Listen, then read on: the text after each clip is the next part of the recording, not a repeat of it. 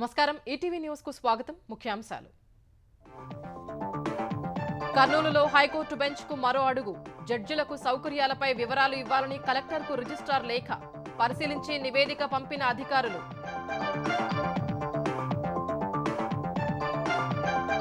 కూటమి ప్రభుత్వంలోనూ జగన్ చిన్నాన్న హవా ఆర్టీసీ మాజీ చైర్మన్ మల్లికార్జున్ రెడ్డి భార్య పీఏకి గనుల లీజులు మరొకటి కట్టబెట్టేందుకు ఏర్పాట్లు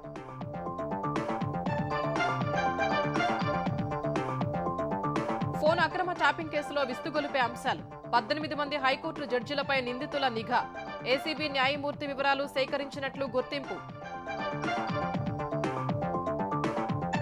ఉస్మానియా ఆసుపత్రి నూతన భవన నిర్మాణానికి శ్రీకారం నేడు శంకుస్థాపన చేయనున్న సీఎం రేవంత్ 2026-27 నాటికి పూర్తి చేయాలని నిర్ణయం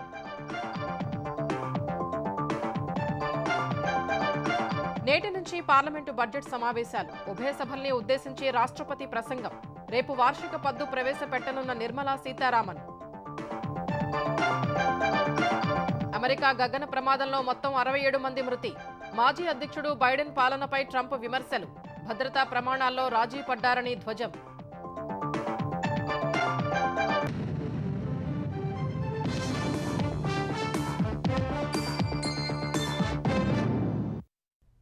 కర్నూలులో హైకోర్టు బెంచ్ ఏర్పాటు దిశగా మరో ముందడుగు పడింది న్యాయమూర్తులకు సౌకర్యాలపై వివరాలివ్వాలని కర్నూలు కలెక్టర్కు హైకోర్టు రిజిస్ట్రార్ లేఖ రాయటం వెంటనే ప్రభుత్వ ప్రైవేటు భవనాలు పరిశీలించాలని ఆయన అధికారుల్ని ఆదేశించడం చకచకా జరిగిపోయింది ప్రభుత్వ ఖాళీ భూముల్ని గుర్తించాలని ఆర్డీఓకు కలెక్టర్ సూచించగా పలు భవనాల్ని పరిశీలించి నివేదిక ఇచ్చినట్లు తెలిసింది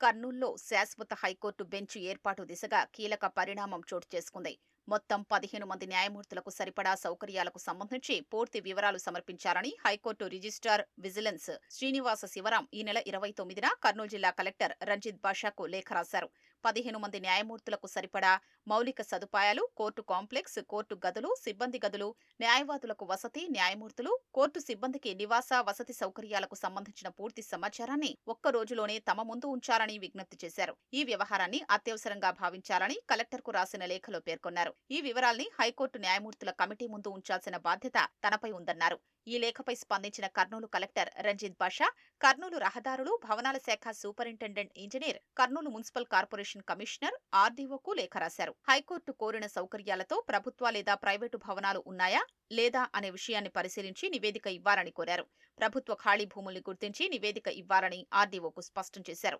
వెంటనే ఉన్నతాధికారులు కర్నూలులో హైకోర్టు బెంచ్ ఏర్పాటుకు న్యాయమూర్తులు అధికారులు సిబ్బంది వసతికి అవసరమైన భవనాల కోసం విస్తృతంగా పరిశీలించారు కర్నూలు నగర శివారులోని దిన్నె దేవరపాడులో విద్యుత్ నియంత్రణ మండలి నూతన భవనాన్ని సుమారు 25 కోట్లతో గతేడాది అధికారులు అత్యాధునికంగా నిర్మించారు ఇందులో హైకోర్టు అవసరాలకు ఉపయోగపడే 4 విశాలమైన హాళ్లు ప్రత్యేక గదులు అందుబాటులో ఉన్నాయి ఈ భవనానికి అనుబంధంగా ఉన్న అతిథి గృహం అందులోని 4 సూట్ రూమ్లను వినియోగించుకోవచ్చు అయితే ఇక్కడ 15 మంది న్యాయమూర్తులకు సరిపడా సౌకర్యాలు లేవు బి తాండ్రపాడులోని ఓ ప్రైవేటు ఇంజనీరింగ్ కళాశాల ప్రాంగణం సిల్వర్ జూబ్లీ కళాశాల ప్రాంగణంలోని క్లస్టర్ విశ్వవిద్యాలయ పరిపాలనా భవనంలో ఖాళీగా ఉన్న 50 గదుల్ని అధికారులు పరిశీలించారు మునగాలపాడులో బాలసాయిబాబా ట్రస్టు పరిధిలో ఓ సువిశాల పాఠశాల భవనం అందుబాటులో ఉంది వీటన్నింటికీ సంబంధించి అధికారులు ప్రాథమిక ప్రతిపాదనలు పంపినట్లు సమాచారం కర్నూలులో హైకోర్టు బెంచ్ కోసం కేబినెట్ ఇప్పటికే తీర్మానం చేసింది తరువాత అసెంబ్లీలోనూ తీర్మానం ఆమోదించారు కర్నూలులో హైకోర్టు బెంచ్ ఏర్పాటు ప్రతిపాదనపై అభిప్రాయాన్ని తెలిపేందుకు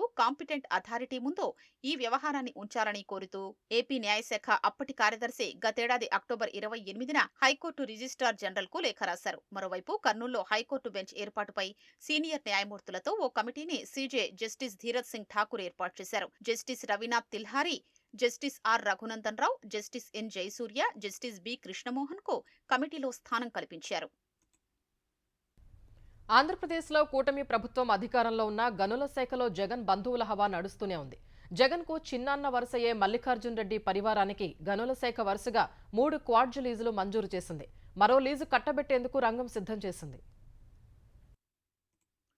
వైసీపీ హయాంలో ఆర్టీసీ చైర్మన్ గా వ్యవహరించిన అబ్బిరెడ్డి గారి మల్లికార్జున్ రెడ్డి జగన్ కు వరుసకు చిన్నాన్నవుతారు అప్పట్లో అధికార మండతో ఈ వేళల్లో ఎవ్వరినీ పాల్గొనీయకుండా చేసే భార్యతో పాటు బినామీలుగా ఉన్న 2 పిఏల పేరిట గనుల లీజులు కొట్టేశారనే ఆరోపణలు ఉన్నాయి కూటమి ప్రభుత్వం అధికారంలోకొచ్చాక అవన్నీ సరిదిద్దుతారు అనుకుంటే గనుల శాఖ వరుస పెట్టి లీజులు మంజూరు చేయడం చర్చనీయాంశమైంది. అన్నమయ్య జిల్లా పెద్దమండ్యం మండలం ముసలికుంటలో క్వాడ్జ్ లీజుల కోసం గనుల శాఖ 2023 ఏప్రిల్ 13న 2 వేర్వేరు ఈ టెండర్లు పిలిచింది. 2.9 హెక్టార్లు quartz lease tender Mallikarjun Reddy భార్య సువర్ణ యజమానిగా ఉన్న Sri Sai mines and minerals కు, 1.96 హెక్టార్ల క్వాడ్జ్ లీజు మల్లికార్జున్ రెడ్డికి కడప పిఏగా వ్యవహరించే చల్లా వెంకట సుబ్బారెడ్డికి దక్కినట్లు 2023 మే 11న గనుల శాఖ చూపించింది. ఆ తరువాత వివిధ రకాల అనుమతుల కోసం అవసరమైన దస్త్రాన్ని మల్లికార్జునరెడ్డి పరుగులు పెట్టించారు. ఆ తరువాత ప్రభుత్వం మారింది, కూటమి అధికారంలోకొచ్చింది. అయినా మల్లికార్జునరెడ్డి హవా తగ్గలేదు. గనుల శాఖలో తిష్టవేసిన వైసీపీ భక్త అధికారులు 2024 అక్టోబరు 16న మల్లికార్జున్ రెడ్డి భార్య, పిఏలకు 20 ఏళ్ల కాల వ్యవధితో ఆయా లీజులు మంజూరు చేస్తూ ఉత్తర్వులు ఇచ్చేశారు. ఇక శ్రీ సత్యసాయి జిల్లా పెడబల్లిలోని సర్వే నంబర్ 827లో 4.95 హెక్టార్ల విస్తీర్ణం చొప్పున 2 క్వాడ్జ్ లీజులకు 2023 జూన్లో ఈ టెండర్లు పిలిచారు. 5 హెక్టార్ల కంటే ఎక్కువ విస్తీర్ణం ఉన్న లీజైతే ప్రజాభిప్రాయ సేకరణ జరపాల్సి ఉంటుంది. అందుకే తెలివిగా 4.95 హెక్టార్ల చొప్పున 2 లీజులుగా విభజించి టెండర్లు పిలిచారు. అందులో ఒకటి మల్లికార్జున్ రెడ్డి భార్య సువర్ణ యజమానిగా ఉన్న Sri Sai mines and minerals కు, మరొకటి మల్లికార్జున్ రెడ్డి ఇంకో పిఏ నేలటూరి శివానందరెడ్డికి ఈ వేలంలో దక్కినట్లు 2023 జూలైలో చూపారు. కూటమి ప్రభుత్వం అధికారంలోకొచ్చాక శివానందరెడ్డికి ఇటీవలే లీజు మంజూరు చేస్తూ ఉత్తర్వులు ఇచ్చినట్లు తెలుస్తోంది. మల్లికార్జున్ రెడ్డి భార్య సువర్ణకు చెందిన Sri Sai mines and minerals కు ఈ నెల 4న పర్యావరణ మదింపు అనుమతులు వచ్చాయి. అంటే అతి త్వరలో ఆ లీజు మంజూరుకు రంగం సిద్ధం చేశారు. వైసీపీ పెద్దలు, ముఖ్య నేతలకు కావలసిన వారికి గనుల లీజులు కట్టబెట్టడంలో నాటి గనుల శాఖ డైరెక్టర్ వెంకట్రెడ్డి కుట్రపూరితంగా వ్యవహరించారనే ఆరోపణలు ఉన్నాయి. ఓ లీజును ఎవరికి కేటాయించాలో ముందే నిర్ణయించుకుని ఆ టెండర్లు వాళ్లకే దక్కేలా కథ నడిపేవారు. ఎవరైనా పోటీగా బిడ్ వేస్తే టెండర్లే రద్దు చేసేవారు. అప్పటి గనుల లీజుల వ్యవహారాలపై విచారణ జరిపిస్తే లోగుట్టంతా బయటపడుతుందనే అభిప్రాయాలు వ్యక్తమవుతున్నాయి. ఫోన్ల అక్రమ ట్యాపింగ్ కేసు విచారణలో విస్తుగొలిపే వాస్తవాలు బయటకొస్తున్నాయి. గత ప్రభుత్వ సమయంలో హైకోర్టులో పనిచేస్తున్న 18 మంది న్యాయమూర్తుల వివరాలు ఈ కేసుకు సంబంధించిన నిందితుడి కంప్యూటర్లో ఉన్నాయని తేలింది. నాంపల్లి ఏసీబీ కోర్టుల్లోని ఓ కీలక జడ్జి సహా 5 మహిళా న్యాయమూర్తుల సమాచారము అందులో ఉంది. మరోవైపు ఈ కేసులో ప్రధాన నిందితులు ప్రభాకర్ రావు, శ్రవణ్ రావుపై ప్రొక్లైమ్డ్ అఫెండర్ అస్త్రాన్ని ప్రయోగించేలా పోలీసులు కసరత్తు చేస్తున్నారు. తెలంగాణలో సంచలనం సృష్టించిన ఫోన్ల అక్రమ ట్యాపింగ్ కేసులో రోజుకో విస్మయకర అంశం వెలుగులోకి వస్తోంది. ఇటీవలే త్రిపుర గవర్నర్ నల్లు ఇంద్రసేనారెడ్డి 2 హైకోర్టు న్యాయమూర్తుల ఫోన్లు ట్యాప్ అయిన అంశం వెల్లడి కాగా తాజాగా మరిన్ని అంశాలు విస్తుగొలుపుతున్నాయి. హైకోర్టులో పనిచేస్తున్న 18 మంది న్యాయమూర్తుల పుట్టు పూర్వోత్తరాలు సహా పూర్తి ప్రొఫైల్ ఓ నిందితుడి కంప్యూటర్లో ఉన్నట్లు తేలింది. ఫోన్ల అక్రమ ట్యాపింగ్ పై ఎస్ఐబి మాజీ ఓఎస్టీ ప్రభాకర్ రావు బృందంపై కేసు నమోదు చేసిన పోలీసులు వారి ఫోన్లు, అధికారికంగా వినియోగిస్తున్న కంప్యూటర్లను విశ్లేషించడానికి ఫోరెన్సిక్ సైన్స్ ల్యాబ్ కు పంపారు. మూడో నిందితుడైన భుజంగరావు కంప్యూటర్ హార్డ్ డిస్క్ కు సంబంధించి పోలీసులకు ఎఫ్ఎస్ఎల్ నివేదిక అందింది. భుజంగరావు కంప్యూటర్లో వివిధ రాజకీయ పార్టీలకు చెందిన నియోజకవర్గ స్థాయి నేతలు, ఎమ్మెల్యే అభ్యర్థులు, పలువురు న్యాయమూర్తుల ప్రొఫైళ్లు ఉన్నట్లు ఎఫ్ఎస్ఎల్ నివేదికలో తేలింది. ఈ మధ్య పదవీ విరమణ చేసిన 3 ప్రొఫైళ్లు సహా మొత్తం 18 మంది న్యాయమూర్తుల వివరాలు లభించాయి. అందులో పదోన్నతిపై సుప్రీంకోర్టుకు వెళ్లిన న్యాయమూర్తి, ఇతర హైకోర్టులకు బదిలీ అయిన మరో 3 సమాచారం కూడా ఉంది. హైకోర్టు న్యాయమూర్తులతో పాటు నాంపల్లి ఏసీబీ కోర్టుల్లోని ఓ కీలక జడ్జి ప్రొఫైల్ ఉండటం విస్మయం కలిగిస్తోంది. ఈ ప్రొఫైళ్లలో వారి ఫోటోలు, పుట్టు పూర్వోత్తరాలు, విద్యాభ్యాసం, ఉద్యోగ ప్రస్థానం, కుటుంబ సభ్యుల అన్ని వివరాలు ఉన్నట్టు తెలిసింది. ఎఫ్ఎస్ఎల్ నివేదికలోని పూర్తి వివరాలు బహిర్గతమైతే మరిన్ని సంచలన విషయాలు వెలుగు చూసే అవకాశం ఉన్నట్టు తెలుస్తోంది. మరోవైపు ట్యాపింగ్ కేసు నమోదు కాగానే విదేశాలకు పరారైన ఎస్ఐబి మాజీ ఓఎస్టీ ప్రభాకర్ రావు, శ్రవణ్ రావును భారత్ రప్పించేందుకు పోలీసులు ప్రయత్నాలు ముమ్మరం చేశారు. వీరిద్దరిపై రెడ్ కార్నర్ నోటీస్ జారీ చేయించేలా పోలీసుల ప్రక్రియను అడ్డుకునేందుకు నిందితులు శతదా ప్రయత్నిస్తున్నారు. పాస్పోర్ట్లు సైతం రద్దు చేయొద్దంటూ విదేశీ వ్యవహారాల శాఖ వద్ద ఇప్పటికే దరఖాస్తులు పెట్టినట్టు తెలుస్తోంది. ఈ నేపథ్యంలోనే నిందితులను ప్రకటిత నేరస్తులుగా నిర్ధారించేలా పోలీసులు కసరత్తు ప్రారంభించారు. ప్రొక్లెయిన్డ్ అఫెండర్ గా న్యాయస్థానం గుర్తిస్తే వారిని సాధారణ పౌరులెవరైనా సరే పట్టుకొచ్చి పోలీసులకు అప్పగించవచ్చు. బిఎన్ఎస్ సెక్షన్ 85 కింద నిందితుల స్థిర చరాస్తులను జప్తు చేసే అవకాశం ఉంది. హైదరాబాద్లో ఉస్మానియా ఆసుపత్రి నూతన భవనానికి ప్రభుత్వం నేడు శంకుస్థాపన చేయనుంది. ఉదయం 11:30 గంటలకు ముఖ్యమంత్రి రేవంత్ రెడ్డి చేతుల మీదుగా గోషామహల్ ప్రాంతంలో ఆసుపత్రి నిర్మాణానికి శంకుస్థాపన చేయనున్నారు. 1919లో చివరి నిజాం మీర్ ఉస్మాన్ అలీఖాన్ ఉస్మానియా ఆసుపత్రిని కట్టించారు. అఫ్జల్గంజ్ ప్రాంతంలోని ఉస్మానియా ఆసుపత్రిలో 1096 పడకలు అందుబాటులో ఉన్నాయి. మొత్తం 22 విభాగాల్లో ఇక్కడ వైద్య సేవలు అందిస్తున్నారు. నిత్యం 2000 మందికి పైగా ఓపీ సేవలు పొందుతుంటారు. అయితే ఆసుపత్రి భవనం శిథిలావస్థకు చేరడం సహా బెడ్స్ కొరతను దృష్టిలో పెట్టుకుని కొత్త భవనాన్ని స్టేట్ ఆఫ్ ద ఆర్ట్ కేంద్రంగా తీర్చిదిద్దాలని సర్కారు భావిస్తోంది. గోషామహల్లో 26.3 ఎకరాల్లో 30 లక్షల చదరపు అడుగుల విస్తీర్ణంలో 2075 కోట్లతో కొత్త ఆసుపత్రి నిర్మాణం జరగనుంది. మొత్తం 14 అంతస్తుల ఆసుపత్రి కొత్త భవనంలో 2000 పడకలు అందుబాటులోకి రానున్నాయి. ప్రస్తుతం ఉస్మానియాలో ఉన్న 22 విభాగాలకు మరో 8 విభాగాలు చేర్చనున్నట్టు ప్రభుత్వం స్పష్టం చేసింది. ప్రతి విభాగానికి ఆపరేషన్ థియేటర్లు, పోస్ట్ ఆపరేటివ్ యూనిట్లు అందుబాటులోకి తీసుకురానుంది. అవయవ మార్పిడి కోసం అత్యాధునిక థియేటర్లు సిద్ధం చేయనున్నట్టు పేర్కొంది. 2026-27 నాటికి ఉస్మానియా నూతన భవన నిర్మాణం పూర్తి చేయాలని భావిస్తోంది.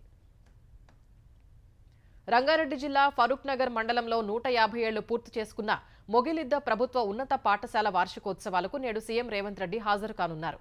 శిథిలావస్థకు చేరుకున్న భవనాల స్థానంలో నూతన భవనాలకు శంకుస్థాపన చేయనున్నారు.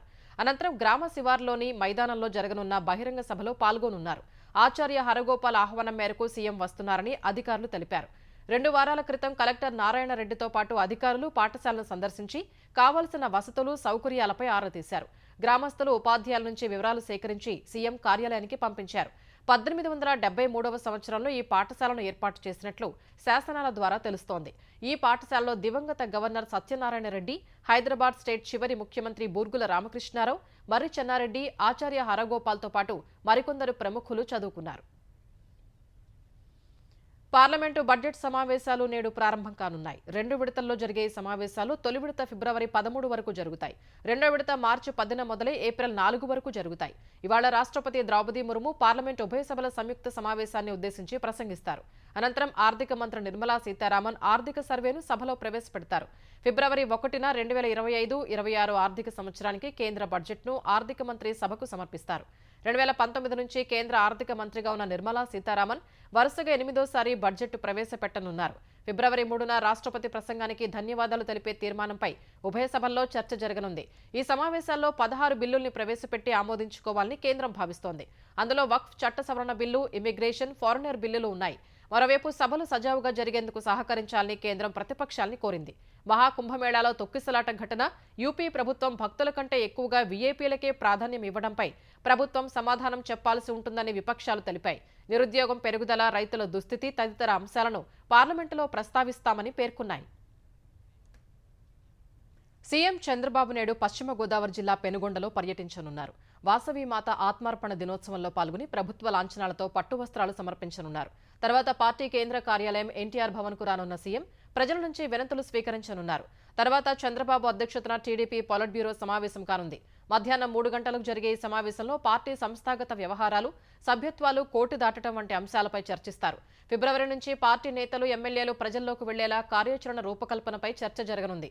ప్రభుత్వ పథకాల్ని ప్రజల్లోకి తీసుకువెళ్లే అంశంపైన చర్చించనున్నారు. పార్టీ పరంగా పలు కీలక నిర్ణయాలు తీసుకునే అవకాశం ఉంది. ప్రపంచ ప్రఖ్యాత సంస్థలకు భవిష్యత్తు తరాల నాయకుల్ని అందించాలనే లక్ష్యంతో ఐఎస్బీతో ఒప్పందం చేసుకున్నామని ఆంధ్రప్రదేశ్ ఉపాధి కల్పన అభివృద్ధి సంస్థ చైర్మన్ దీపక్ రెడ్డి చెప్పారు.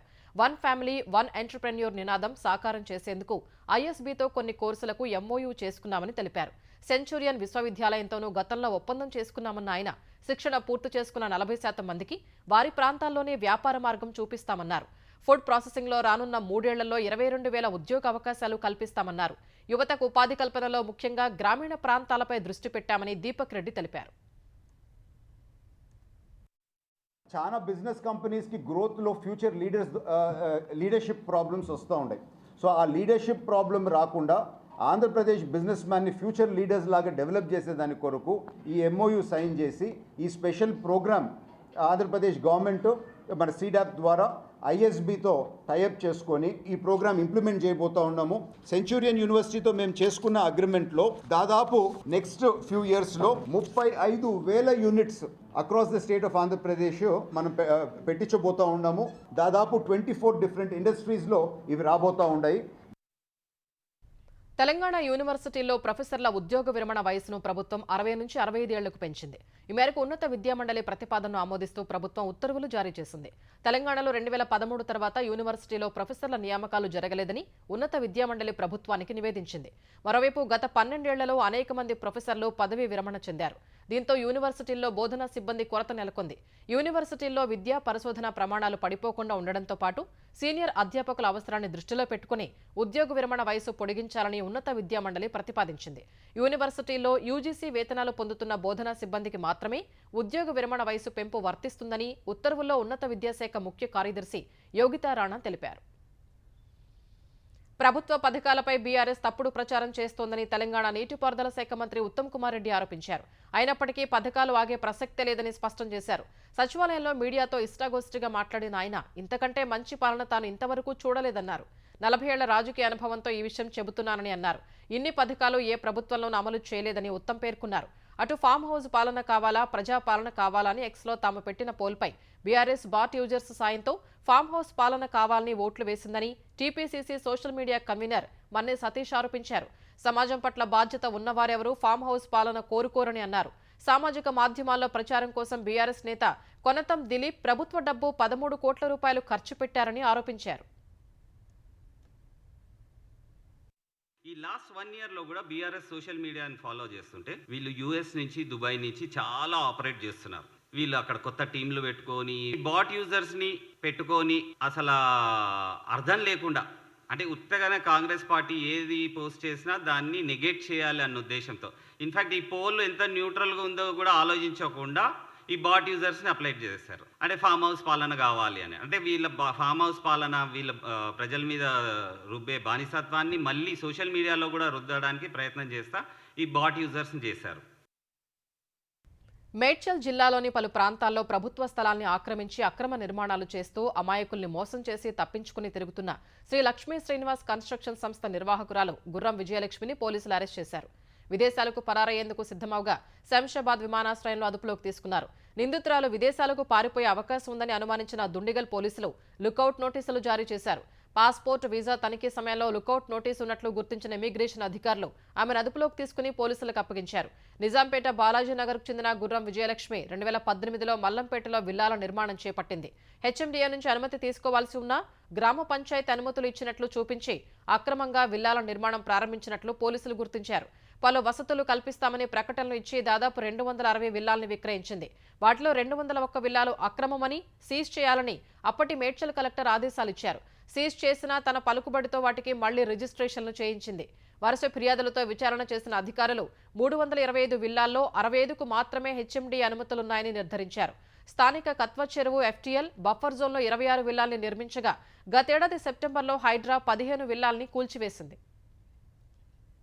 అమెరికాలోని వాషింగ్టన్ సమీపంలో పౌర విమానం సైనిక హెలికాప్టర్ ఢీకొన్న ఘటనలో 67 మంది మృతి చెందారు. విమానంలో ఉన్న 60 మంది ప్రయాణికులు, 4 సిబ్బంది, హెలికాప్టర్లో ఉన్న 3 సైనికులు చనిపోయారని అధికారులు తెలిపారు. ఇప్పటివరకు 28 మంది మృతదేహాల్ని పోటోమాక్ నది నుంచి వెలికితీశామని వెల్లడించారు.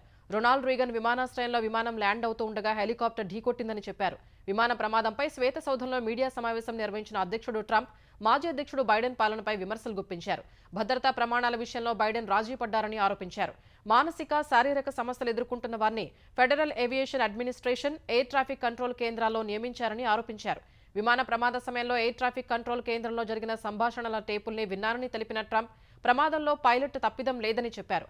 విమానం ల్యాండ్ అవుతున్న సమయంలో హెలికాప్టర్ ఎగరడంతోనే ప్రమాదం జరిగిందన్నారు. ఎయిర్ ట్రాఫిక్ కంట్రోల్లో ఎవరైనా తప్పిదానికి పాల్పడ్డారనే విషయం తనకు తెలియదన్నారు. వికసిత్ భారత్ లక్ష్య సాధన కోసం కేంద్ర రాష్ట్ర ప్రభుత్వాల మధ్య మరింత సమన్వయం అవసరమని ఆర్బీఐ మాజీ గవర్నర్ దువ్వూరి సుబ్బారావు అన్నారు. అభివృద్ధి చెందుతున్న దేశాలతో పోలిస్తే భారత్లో రాష్ట్రాలకు కేంద్రం నుంచి అందుతున్న సాయం ఎక్కువగానే ఉందన్నారు. అయితే కొన్ని కారణాల వల్ల రాష్ట్రాలు కేంద్ర ప్రభుత్వం నుంచి మరిన్ని నిధులు ఆశిస్తున్నాయని ఆయన తెలిపారు. హైదరాబాద్లో సెస్ వ్యవస్థాపకుడు బీపీఆర్ విఠల్ స్మారకోపన్యాస కార్యక్రమంలో దువ్వూరి సుబ్బారావు పాల్గొన్నారు. కేంద్ర రాష్ట్ర ప్రభుత్వాల మధ్య విభేదాల్ని పరిష్కరించడానికి నీతి ఆయోగ్ లాంటి సంస్థలు ప్రధాన భూమిక పోషించాలని దువ్వూరి సూచించారు. ప్రభుత్వాలు అమలు చేస్తున్న ఉచిత పథకాలు అంత మంచివి కావని అభిప్రాయపడ్డారు. ఉద్యోగాల కల్పనే లక్ష్యంగా రాబోయే బడ్జెట్ ఉండాలన్నారు. I've worked in the government for 50 years. When I first joined service, our biggest priority was population control and family planning. And we believed that population growth was undoing all our development gains. But I never saw that we will see a day when political leaders will say that we must grow our population. Evidently, the subtext of the message is that some states which have done well in population control are losing out on central transfers. But I don't believe that growing population is the solution, because India is one country, we still have a population problem at the aggregate level.